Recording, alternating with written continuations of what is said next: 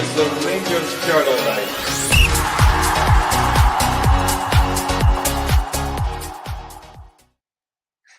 Hi everyone, a very, very warm welcome to the Ibrox channel podcast. I am your host Andrew, and I hope you had a pleasant week. It's been we've had a little bit of sunshine, that big fiery orange ball in the sky that we think is the devil. Yes, that is the sun, and we've had a little bit of it. I'm not sure everywhere's been as nice today, but definitely down here in Englandshire it's been good. But to join us today, we have a very good panel of Rangers opinionated experts. So we've got Dave. Dave, how you doing, big man? Oh, Dave, you're on mute, pal. Best thing you said all week. Only joking. Think you're still muted, pal. There we go. We'll get there, Dave. That was a great start, eh? Oh, good to have you, Dave. How you doing? Yeah, not bad, mate. I was saying an expert's probably a bit much, which I think I've just proved, but other than that, I'm grand. No, do you know what? If I was on Who Wants to Be a Millionaire and I had to phone a friend, it'd definitely be you guys. If it was a Rangers question, that's for sure. So, experts definitely the word we'll be using tonight. But no, good to see you, Dave. Also joining us tonight is Mark. How you doing, big man? You had a good week? Yeah, decent week, to be honest. Hopefully we can continue it tomorrow. That's it, exactly. Yeah, it's just very Rangers to ruin your week, isn't it? We're used to that far too often. But of course, we'll get into that in a little bit. Doug, how you doing, my friend? Are you well? You're looking good, mate. Yeah, not too bad. Can't complain. Looking forward to another exciting game at the weekend. Yeah. I think excitement is definitely the word. I don't know if my heart can take it though, especially the way we concede and score goals and win games at the minute. But we'll be discussing the Hibs game very shortly, of course, because we are facing the most in-form team in the league. But before we start, a couple of bits, of course. First of all, we are sponsored by Off to the Match I Go. You can get 10% off with the promo code Journal10 at www.offtothematchigo.co.uk. They do some fantastic things, and do keep a lookout. I won't go into details, but I do believe there's something in the pipeline for Monday's Rangers Journal podcast. So do watch that on Monday, and you'll find out more about what I'm talking about involving Off to the Match I Go. So yeah, do look out for that on Monday. And before we start, our good friend of the pod, Scott Cameron, on Friday, the 18th of April, it's not long now, the weeks are fair drawing in for that. He's going to be running just 50 miles, just 50 miles. That's all he's doing. 50 miles from Manchester to Liverpool. He's doing an ultra marathon supporting Strathcarron Hospice, which is a hospice that is very close to Scott's heart. So he's got a GoFundMe page. If you head on to his Twitter, which is at Cami26_2, I will retweet it on the Ibrox Channel podcast Twitter page in a little bit just after the pod. But if you have a look on there is his GoFundMe page on there, and he's a fantastic guy. And he does these marathons, and I don't know how he does it. I did a half marathon once and I nearly killed myself, but how he's doing 50 miles between Liverpool and Manchester, all for a good cause. Get supporting him. He's a good man. So yeah, do get supporting him there.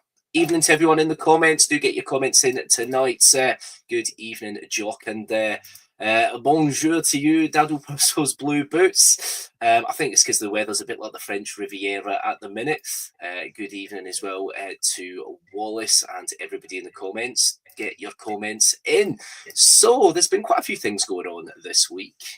There's been chat about league reconstruction. It generally does pop its head up every now and then, mainly as a little article in the newspapers when everything's gone a little bit quiet. A bit like the Old Firm story when, could Rangers and Celtic be going to England? You see this all the time when there's nothing to talk about. But this one seemed to come from the SPFL themselves, and they are actually actively looking at league reconstruction. Now, I know the guys covered this in the week, so I'm not going to go too in-depth. I just want to get a little bit of everyone's gist of their opinion on it. Dave, do you think this idea from Doncaster and company to revert back to what we had 35, 40 years ago is the way forward? It took a lot of working out that, didn't it? I bet I was 10 minutes of tea and biscuits to look at that one, Yeah, it's a very Doncaster idea, isn't it? I think reconstruction is absolutely a must for me. I think there's an awful lot about our league that's actually quite boring for a lot of people. But in true SPFL fashion, they go for the one option that absolutely nobody wants. Nobody wants a 10-team league. Nobody wants to see us reduced by 2. We want to see their 14 or 16-team leagues. Ideally, and I get there's a commercial element to it with the old firm games for Sky, but ideally you wouldn't be playing teams 4 times a season, or at least not all the teams. So for me, right track, just totally wrong implementation. I do totally agree. I totally agree, Dave. It is a bit of a bizarre one for me personally, especially that with the voting structure. Obviously, a lot of teams towards the bottom aren't going to vote for that, are they? Because that's probably going to affect them directly. So, yeah, it's definitely one of these that's kind of already stopped before it started, really, which is a bit of a bizarre one. Mark? Obviously, Sky Sports, they, I use the word improved their contracts when they renewed for a decade, I think just last year. However, when you break it down, actually, they are paying less per game now because they're getting more coverage out of the deal. Do you think Sky would go for less Old Firm games? Do you think that's something that they would kind of take?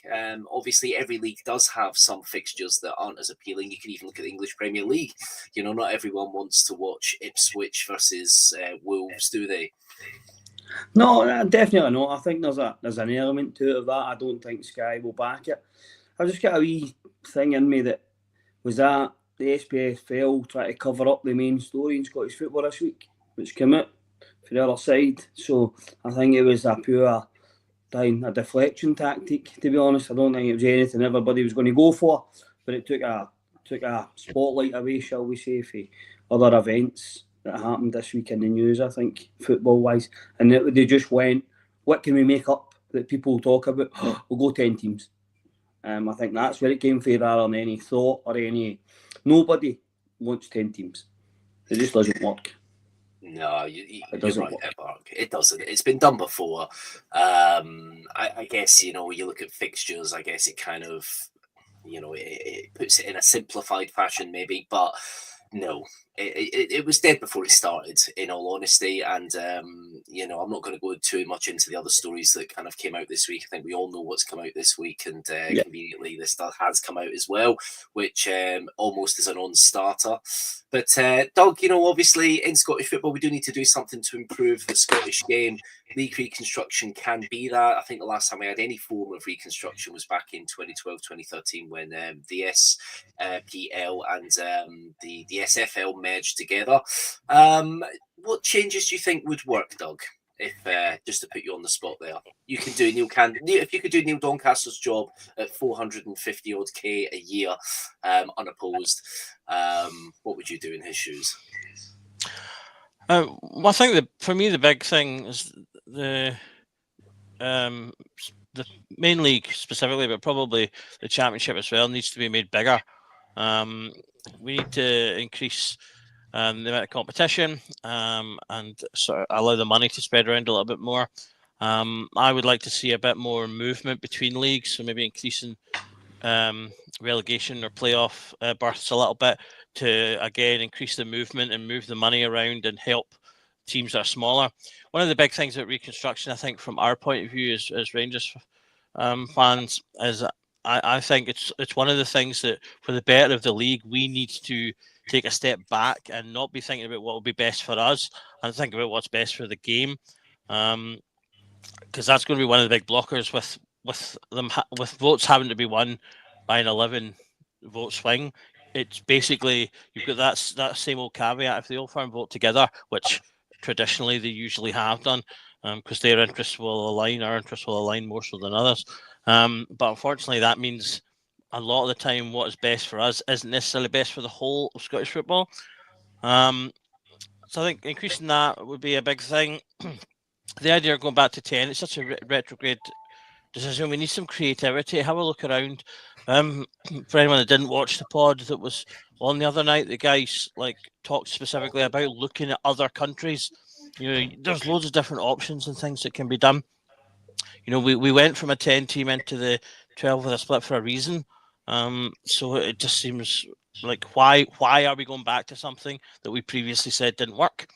Then there's the issue that they said they're doing it in response to the increase in like European football. Well, let's be honest, primarily that affects us in Celtic because we're in Europe for the longest amount of time. So it's not a decision that's been made for the betterment of Scottish football. It's a decision that's been made in response to what's best for UEFA and what they're doing. And that's not what they should be looking at. They should be looking at what is the best for Scottish football. It's the same with the decision announced as well for the postponement of games. That one I think is a bit better because that one has the opportunity to help the smaller teams, I think, maybe more so than us, give them the chance with the rest and things like that. But the way it was kind of structured in, and it's only kind of one maybe choice you can make, it still seems like something primarily made to benefit one team. The timing seems a little bit suspicious in terms of qualifying and who's going to have to qualify. But for me, those are the big things. Bigger league, more movement between leagues to help money and competition. And think about the whole of Scottish football. What will benefit the whole of Scottish football, not just what Sky wants and not just what the Old Firm wants. Yeah, no, very good points there, Doug. Very good points. Obviously, a lot of this, they reckon, has come to light in regards to the amount of games that are being played and the fact that the way that things are changing in regards to qualification for European football. Now, we all know, obviously, one team is going to have to start qualifying for the top tournament when they do win the league. Has that influenced that? It's actually probably very likely. And in a sense, you can see why, because it's where you get, I know it's not obviously the biggest amount of coefficient points because you're playing much harder teams, but it is something that puts Scottish football on the map. So I can kind of understand in some respects, actually, we shouldn't be trying to hinder teams looking to progress in Europe because it does well for the Scottish game. It puts the Scottish League higher and then there's more money. So I can kind of understand that. So no, it was good to get your take there, Doug. Some good comments actually coming in. We've got Big Phil, go back to the 18-team league, more variety and younger players can get a chance. Yeah, you know what, you could look at possibly merging the Championship and the Premiership together in some way. Obviously, there would be some teams that could be left out. The big thing is, though, it's the Old Firm games.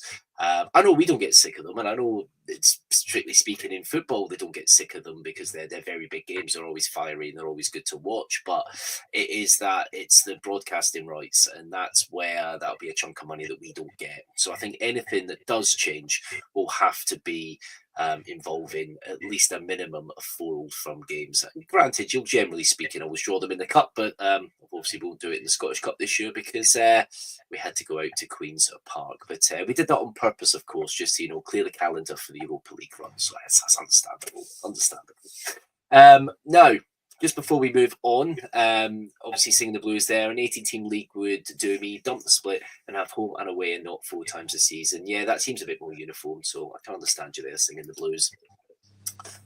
Also, we were talking about Scott Cameron and his 50-mile ultra marathon from Manchester to Liverpool.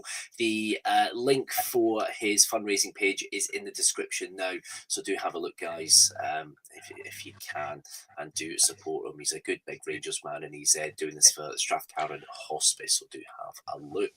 Right, Andrew, so, yeah. I just wanted to just very quickly come in on that point about the 4 Old Firm games. I think that's something we also need to kind of push aside to allow creative thinking to happen. We're too stuck on the idea that we have to have 4 Old Firms, and that's because that's what Sky wants, and it's because that's a lucrative game. But it's a lucrative game because we've let the whole of Scottish football become crap. If we improve the entire product, then the entire thing will become better, and we will not be as reliant on that.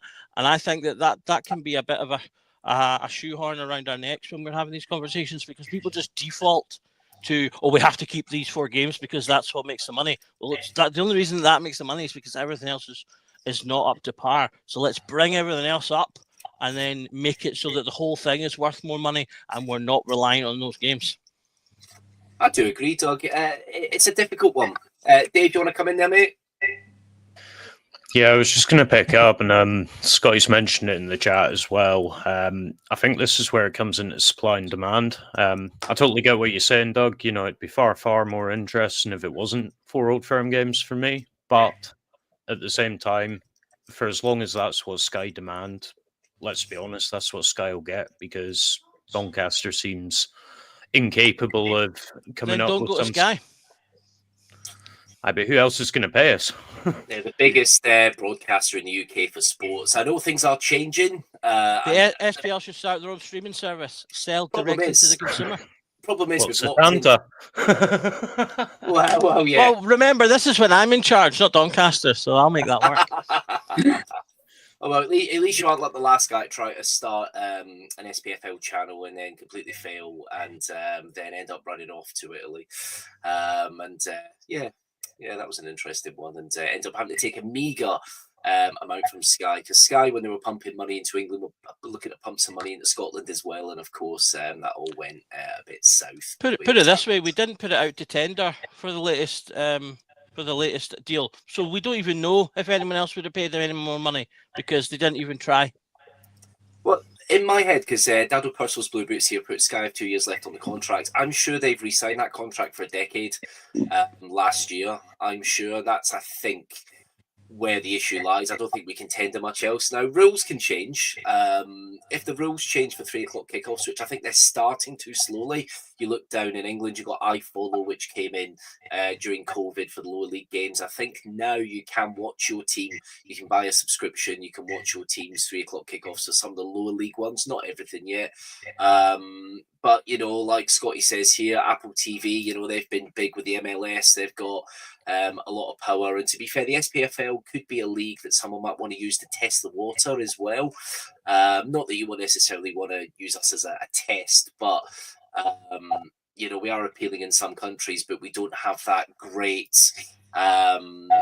selling power as we do with some other leagues. Yes, we have the Old Firm, which does that a little bit. I think in America we're under Paramount, CBS, and I think so you get it on Paramount if you're in America. But interesting. It's interesting chat, because it's the main way we make money in Scotland, and it's something that we're kind of stagnating with a little bit here. Obviously, there's a comment there. 48 to 60, and the Scottish Women games as well. But we are getting less per game. And I'll be honest, I don't think Sky will show every game, because they haven't over the last few seasons. They've not maximised on what they are showing. But it's that kind of rock and a hard place. They are the biggest broadcaster in the UK. So you want it to be there, because sometimes you'll get, pubs in England will show Kilmarnock versus St Johnstone maybe before the big game, if that is on, if there's nothing else. So it is a way of promoting Scottish football as well. So I see it from all angles. But there does need to be some change. But a 10-team league is not it. And I think we can all agree on that one. So, Hibernian, a team that we had a great first half against when we played them at Easter Road after our fantastic Old Firm win in the new year. And then very Rangers, the collapse happened, and we ended up drawing 2-2.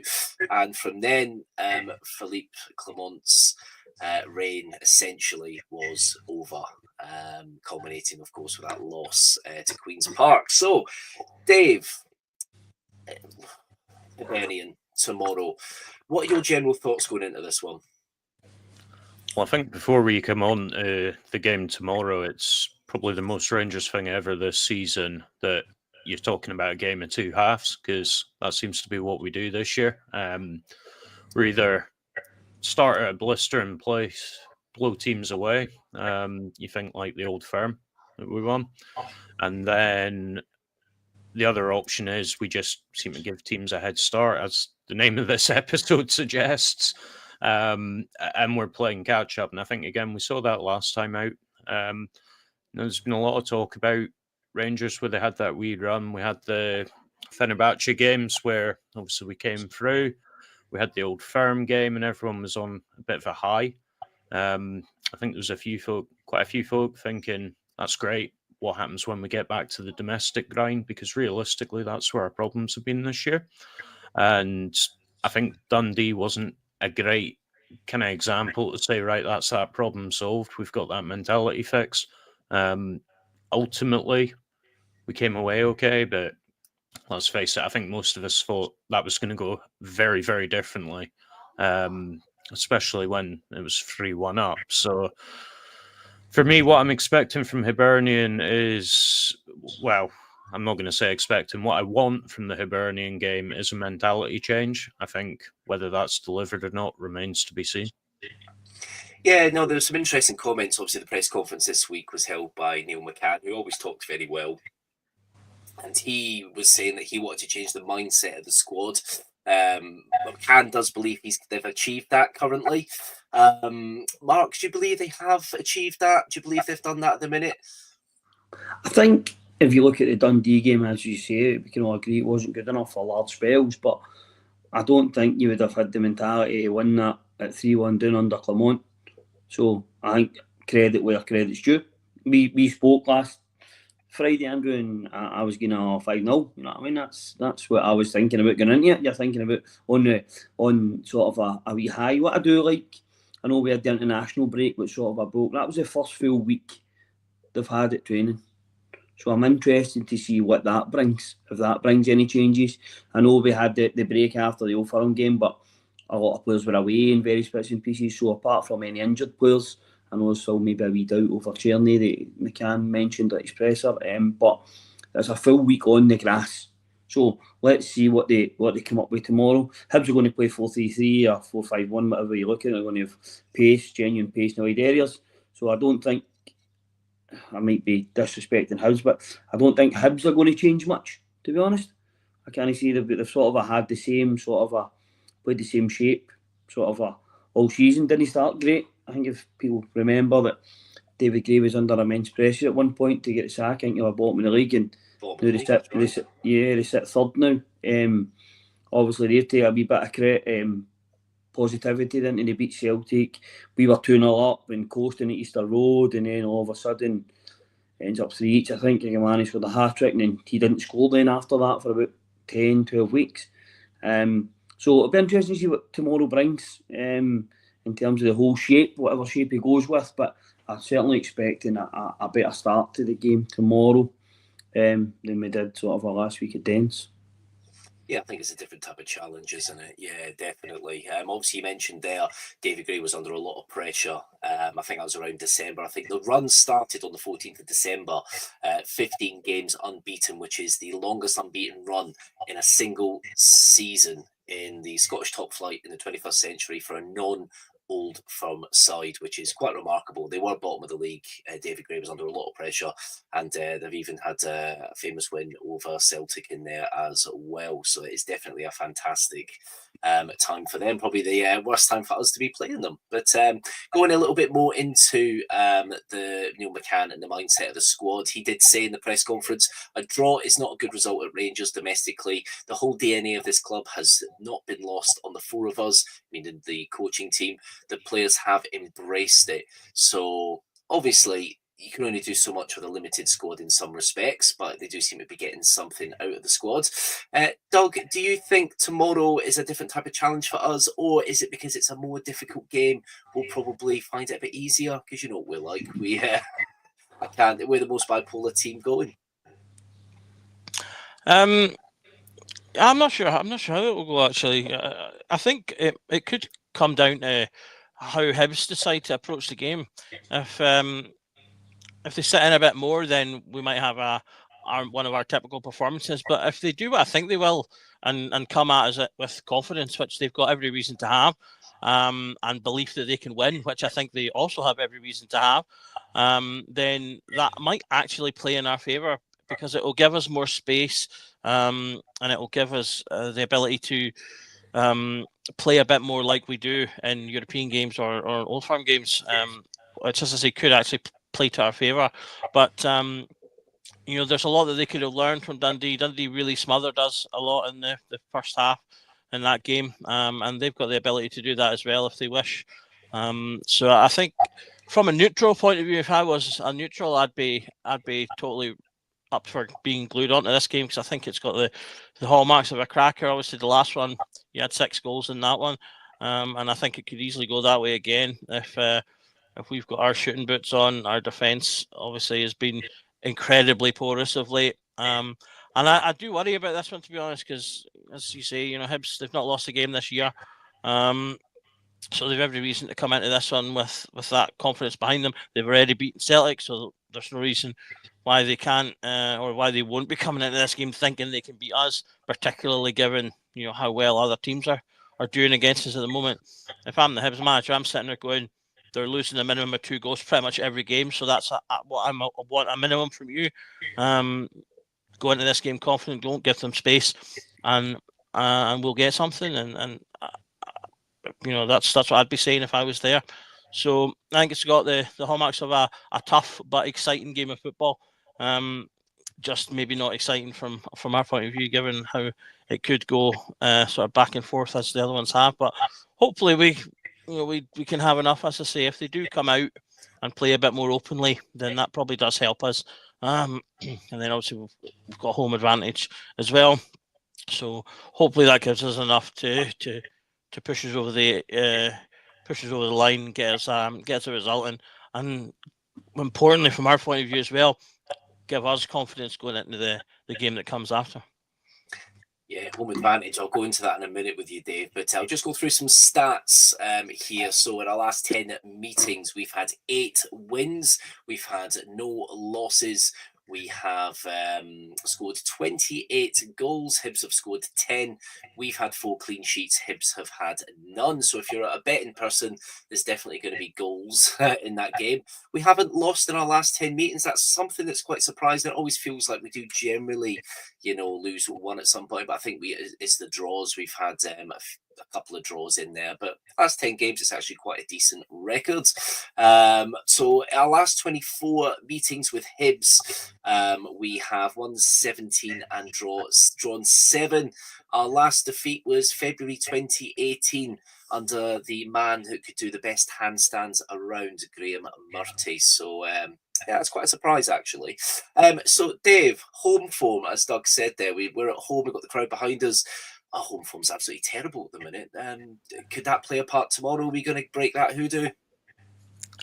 So I think, again, this is where the mentality comes to the fore, mate. I've seen a few comments saying that, the players are all crap. Well, not being funny, that game against Fenerbahce, Old Firm games, I think it's a stretch to say they're crap. They can produce, but the fact of the matter is too often they haven't produced domestically. Now, if these guys have been in about them, and we all know the coaching team have absolutely got that mentality about them, if they have genuinely managed to instill that into the players, then I don't think we should even be talking about Hibs and how they're going to set up. It should be all about us. If they haven't, and the players are going to revert to form and, it's a domestic game, I'm not too bothered about that, then that's where I think we'll see trouble. So, as I say, for me, it is a pure battle of mentality. I think the home crowd can be a blessing, could be a curse, depending how the game goes.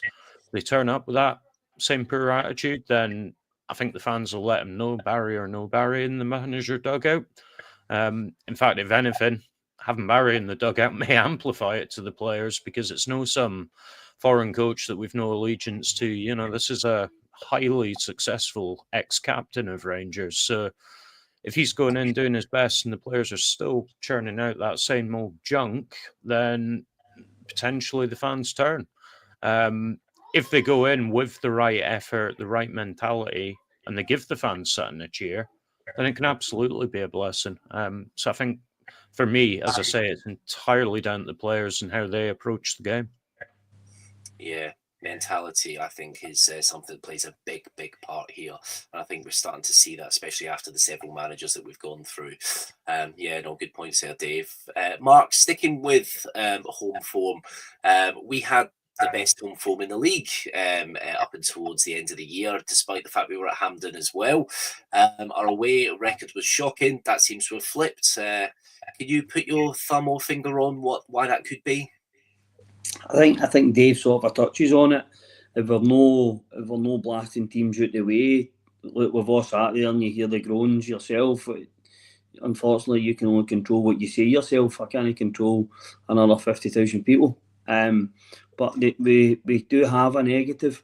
I think some of your fans go into it because we weren't playing well or whatever, be that negative, or here we go again.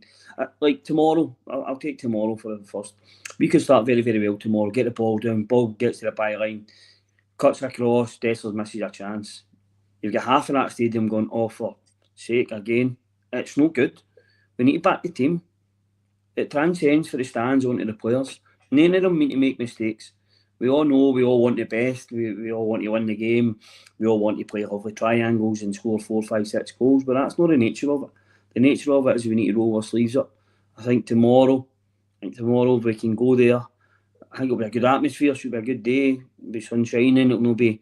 Dundee last week was I know it looked okay, but it was very windy and that. I was there myself, and I'm not taking that into the warm out. I said it on Monday night as well. The warm up last week for Rangers was atrocious. Couldn't make 2 passes together. Seeing the try in the passing box that they tried, it was horrific. It was that, and we started that way. So I'm hoping that they've noticed that. And then from that, we're hoping. So then you go and get an early goal. I remember this time last year, I think it maybe just before it was the same. We were playing Hearts, thinking we scored it early in the game. I think Theo scores in about 3 or 4 minutes. We ended up running and won the game 5-0. So we've got it in us to do it, and I think we can do the same tomorrow. I think Barry's bringing back. We need to be galvanised, and we need to go in. We want a wee bit of sort of a belief going into Thursday, which is sort of what's prolonging my season. The next 2 Thursdays, so obviously we've got Aberdeen also away, which is never going to be easy. Sandwiched in the middle of that, but I think tomorrow it's get behind the team.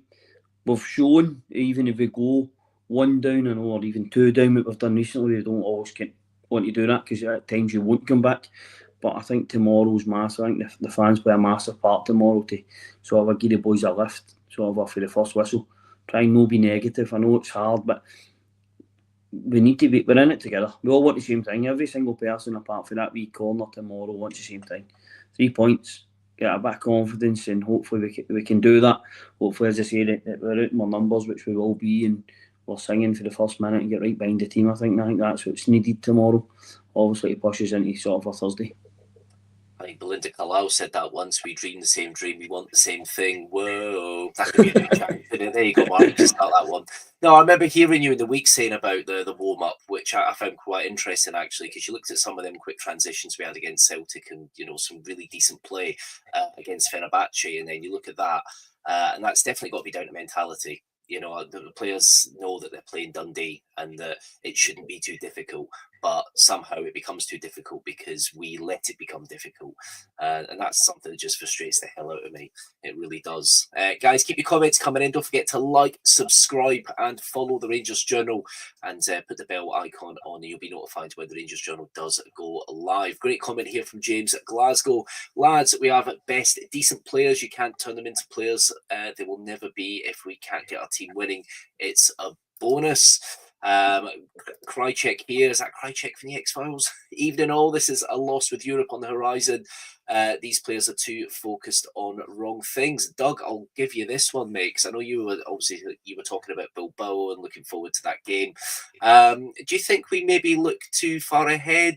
I've never seen that really from the press conferences. I've always got the impression that we don't. But again, are we far more up for the European games than domestic ones? I think the evidence says yes. Yeah, I think I'm always, whenever someone brings that point up or asks that question, I'm always reminded of, I think it was Ryan Kent that said in a press conference once, he talked about the pressure being less and the players being able to enjoy the game a bit more, because in general in Europe we're normally the underdog, whereas obviously in domestic games we're the favourites.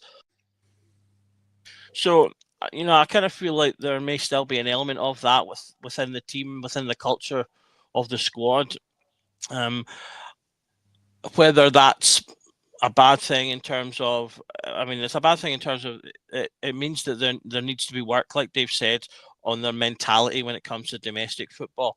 I don't think there's a problem with that for European games. If over the past 5 years, we've had an excellent European record. So I kind of don't want them to mess with anything there, because I want that to continue. So if the kind of underdog mentality works for that, then great, that's fine. Then keep that. But they can't have that same mentality in the domestic game, because there is a difference between the two. Yes, when you're going in to play a Dortmund or a Leipzig, teams that are spending hundreds of millions, maybe on one player, never mind their squad, you are the underdog. That's fine. That's the reality of the situation. But it is the opposite way around in domestic football. As much as we've had managers complain about the financial gap between us and European teams, domestic teams have that financial gap. To us, there was a great Tifo channel video from about 2 or 3 years ago, I think it was, where someone asked them the question, will someone outside the Old Firm win within the next 10 years? And they looked at the financial gap in terms of wages, which is meant to be the kind of main indicator to success. Whoever pays the most wages generally will be successful. And they looked at the Premiership and the sort of the gaps between them, and it was like, I think they looked at Leicester and Liverpool the year Liverpool won the league, and Liverpool spent something like £1.64 for every £1 that Leicester spent. So, not a huge gap. They then looked at the gap between Celtic and Aberdeen, who were first and third, and the gap was like tight. Celtic spent like 15 times what Aberdeen are spending. So the gap is huge. So, we can't have that kind of mentality domestically, because we have that gap as well. We're not spending maybe we don't always maybe spend as much as Celtic, but there have been seasons when we do. Obviously, in recent years, our wage bill has been very large, so we don't have that excuse. So there is definitely a mentality issue there. There's nothing wrong with looking at. You need to look at games in, I think, groups. I don't think there's always talk about, we take it one game at a time. In reality, I don't really see how that functions. You have to be thinking as a manager. You have to be thinking in groups of games, because particularly, take for example, we've got Václav Černý, who apparently might be able to play tomorrow, but is still doubtful. If you're the manager and you're thinking about he's our best player, give or take, with Raskin for the season, and we need him for the Bilbao game. So you can't just be going into this game thinking about only this game and going, right, well, we need to play Černý because we want to win this game. You need to be thinking about, well, ultimately the game against Hibs for us is meaningless because we're not winning the league. Whereas, in theory, we could get past Bilbao, as tough as that is, and we need our best player to do that. So you have to think us a little bit, and it'll be natural for players to do a little bit the same. There's no player, I doubt there's a player going into tomorrow's game who wouldn't be thinking slightly about the next game, because I guarantee they want to play that Bilbao game more than they want to play Hibs, because that's a quarter final of a European tournament. They don't want to get injured tomorrow. So there are always these little things, and these can make the difference. But that's where your management comes in, because they have to manage all of these elements and get the team to be focused on the game at hand for the 90 minutes. Because for the 90, you can put it all aside and just focus on the game.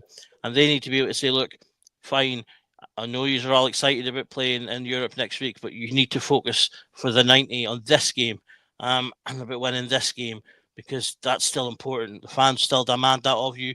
That is the standard that's expected. So they need to juggle all those things together. And that's why I think we need a manager who is not just tactically astute, but has that element of man management, because you need to juggle this disparity and this juxtaposition that ultimately we have between our European matches and our domestic game. That's very well said, Doug. There you go, Timothy. There's your question answered. There we go.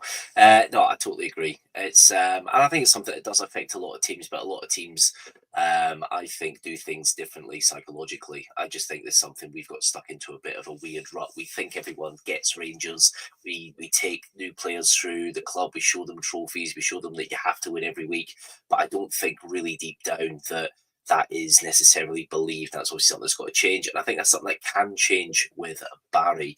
Now, before we go any further, because we'll go into the squad in a minute, we'll have a look at who might play, who might not.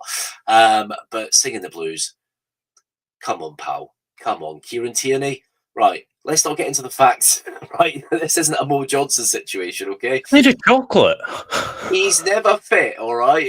we've got a great injury 11, all right, which is finally, for the first time ever, it's dwindling slightly. Let's keep it that way.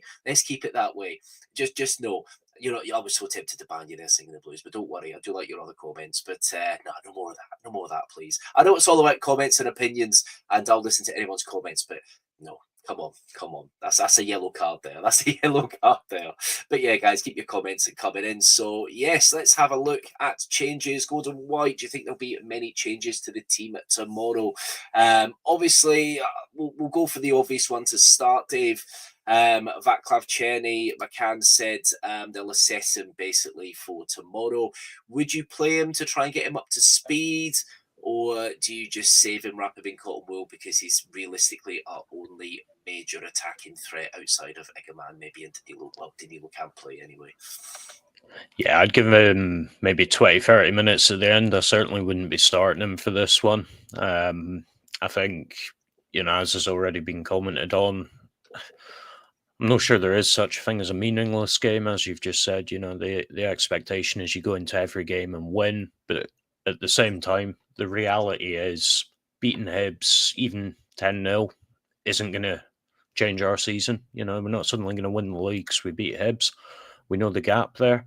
We have got a genuine chance of progression, and regardless of whether you think we're going to win the UEL or not, every round further we get is further finances into the club. It's further coefficient points. It's really got to be the primary aim. I think it's really the only thing that we've got left to truly fight for. So for me, I think he needs some minutes, but he's not been out long enough that he's going to be suddenly unmatch fit because he hasn't played for a couple of weeks. For me, yeah, bring him on maybe 60, 65 minutes, let him see out the game, and then hopefully he's in a position he can start, assuming that he is fit. If he's not, then I think, yeah, you just wrap him in cotton wool, play him Thursday from the off. Yeah, no, I can't argue with that. Especially with our luck in recent years with injuries. A comment from Scotty actually has just come in, so we'll go for this one because this is quite tasty. Matt Mayoko, who was on the pod, the Rangers Journal pod a few weeks ago, giving us a bit of insight into the takeover.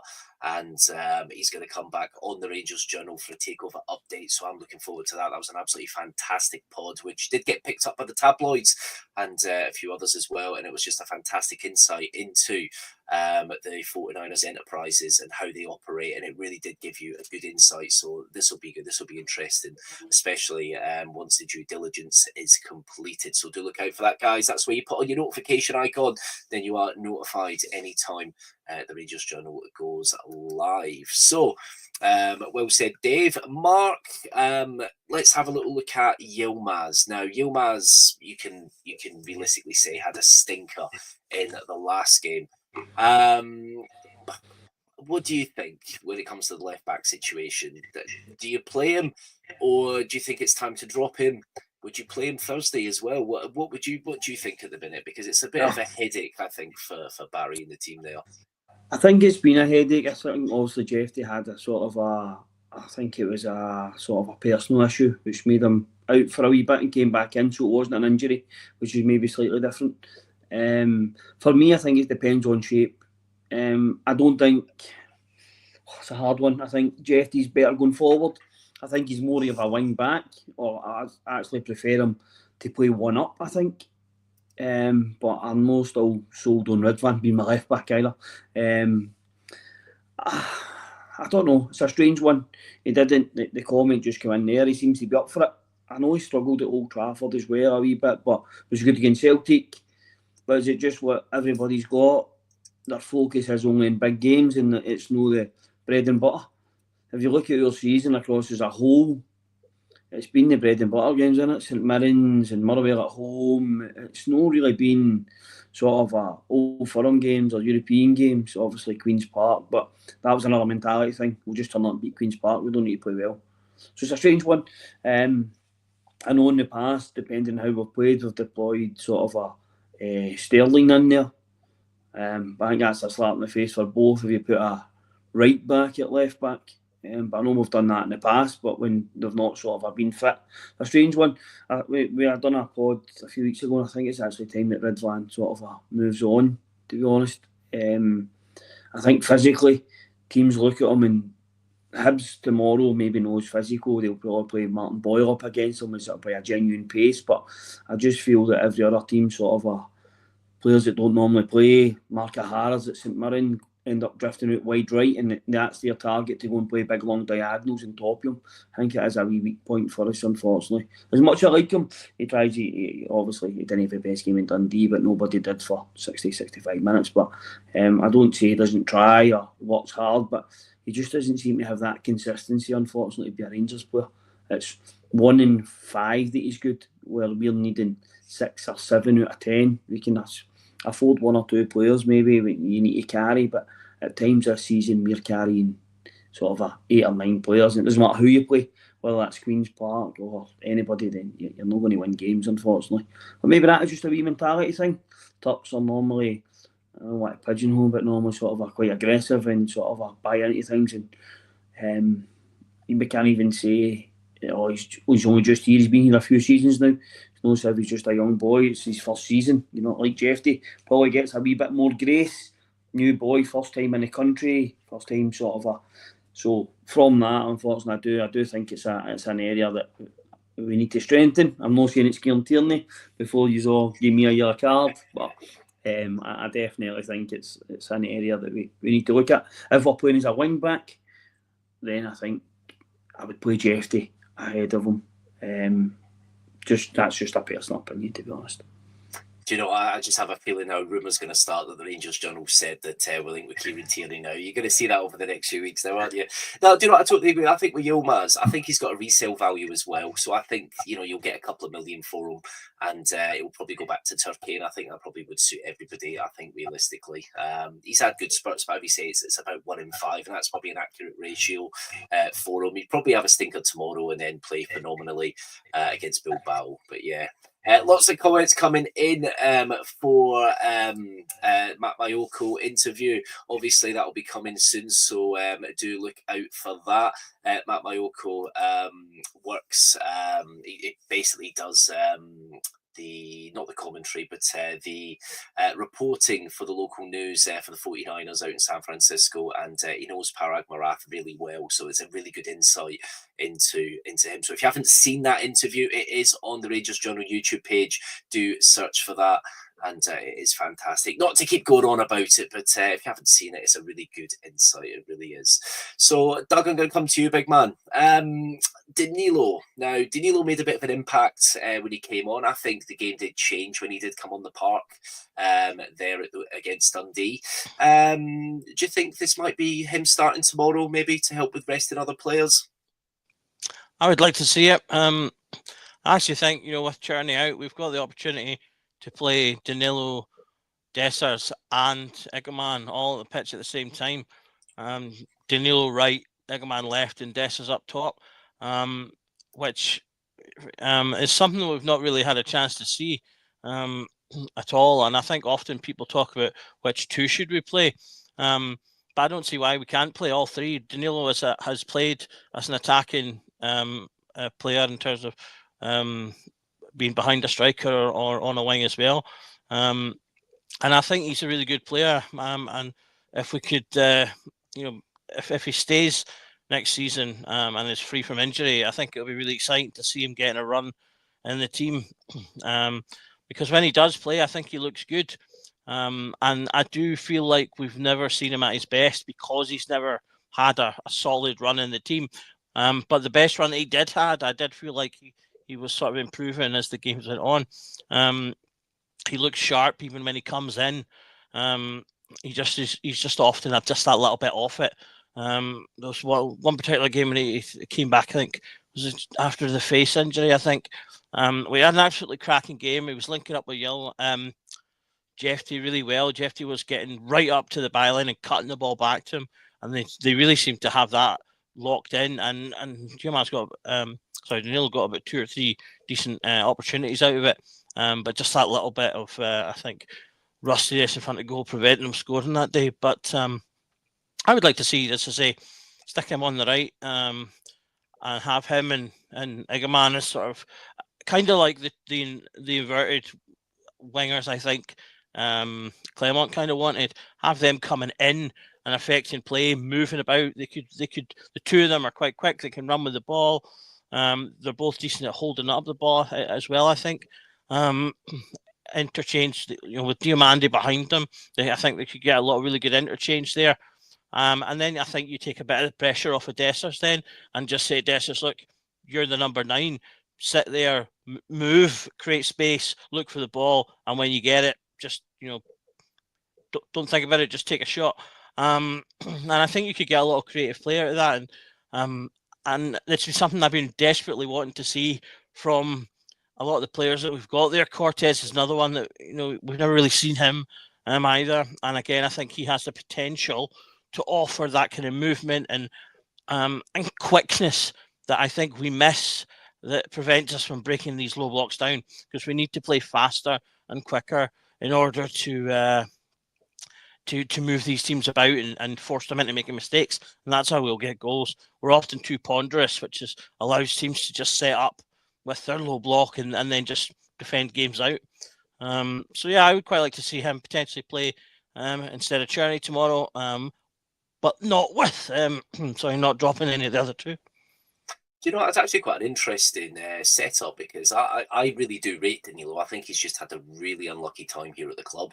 I think he could potentially be our best striker, but then, I did say that about Roof. I think Roof is a very talented footballer, but just injury just hampered him. He would have been the best, and I genuinely think that. With Danilo, I just think he just doesn't get that run of games. I think if he gets that run of games, he'll get you goals. We've seen him score all firm goals.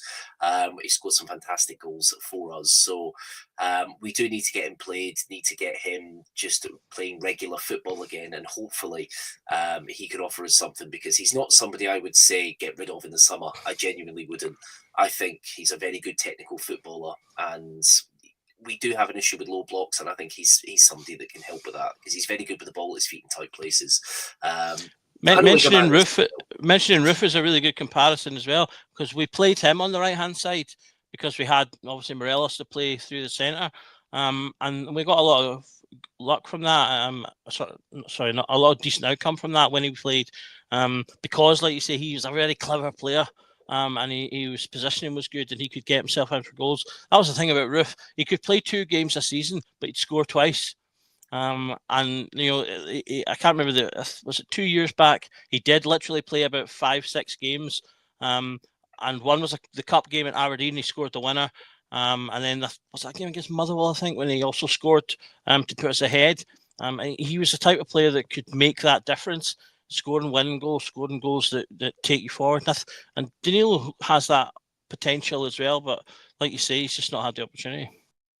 Do you know what? Yeah, no, I do agree there. And I think it's interesting as well when Roof was utilised in that way, because Morelos wasn't supposed to be there. Roof and Itten were purchased in because they were going to use the money for Morelos. Obviously, that didn't happen. It kind of fell through due to changes with Nice and stuff. But yeah, no, it was interesting. And I think actually, not to go on to a different topic completely, I think that helped us win the league that year, because I think we had a little bit of depth in the strike force. But yeah, now obviously we're going to wrap up very shortly. I'm just going to come to you quickly, Dave, just before we do wrap up. Fernandez, is he still alive? We haven't seen him since Queen's Park, and I can kind of understand in some respects, because it wasn't a great performance, but nobody had a great performance that day. We were looking to obviously loan him, which we are at the minute, and then purchase him possibly in the summer. It doesn't feel like that's going to happen now, does it? You wouldn't think so, would you? I think you're right. He did have a stinker against Queen's Park. I don't think you should be judging him on that, because the entire team was minced that day. I agree completely with that. The fact that he hasn't even managed to get any minutes really since then, it's obviously there's something there. I think he's maybe a tad unlucky in the fact that he was signed under Clement, and then obviously Clement very quickly moved on. Potentially Clement, the way he played, he would have had more use for him. I think it's fair to say Barry hasn't had much use for him, and to be honest, mate, I think it's probably best for all parties. He just heads home in the summer. My big concern would be if they tried to decide to sign him anyway on the basis of